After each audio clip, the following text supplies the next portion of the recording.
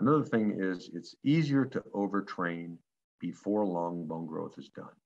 So when you're in adolescence, it's easier to overdo and overtrain, detrain, injure. That's the curve that it follows. So it's easy to break an adolescent. So we have to be careful about time on our feet and those kind of things in adolescence, different than college. Ray Lewis writes a book that says I work out 7 days a week. He's 31 years old. He makes millions of dollars.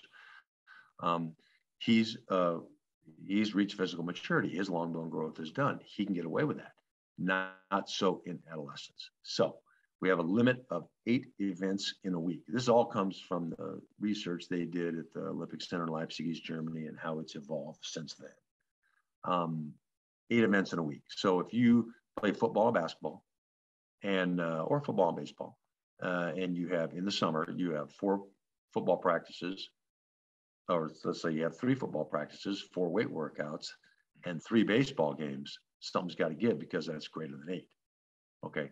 So we'll take our guys out of stuff if we know, like when you have a baseball game, we won't lift them that day. We'll count that. I count that because our sport is potential for injury is greater. It's a rough sport. It's a gladiator sport. It's people crashing into each other on purpose for fun. So it's more important probably to us than maybe a baseball guy because there's an innumerable amount of baseball players alive. Okay, so 4-week rest period in a 12-month cycle. This goes for adults too. It's got to be at least 3, even for adults. No more than 8 events in a week. At least 1 day off per cycle. Off. Watch TV. Do your homework. Get better at that. Let yourself recover. And this is the hardest one probably for kids nowadays because of computers, is 8 hours of sleep.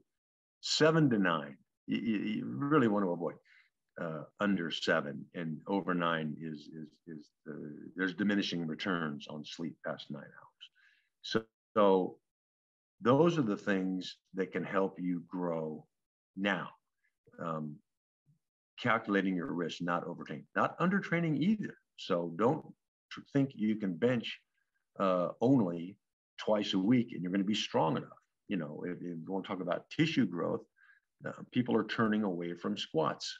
And I'm not really that sure why, because it's hard to develop bone density and really you can get more tissue out of doing squats. Doesn't mean do squats wrong. Doesn't mean allow valgus. Doesn't mean let your knee go past the point of your toe. Doesn't mean rock off the bottom.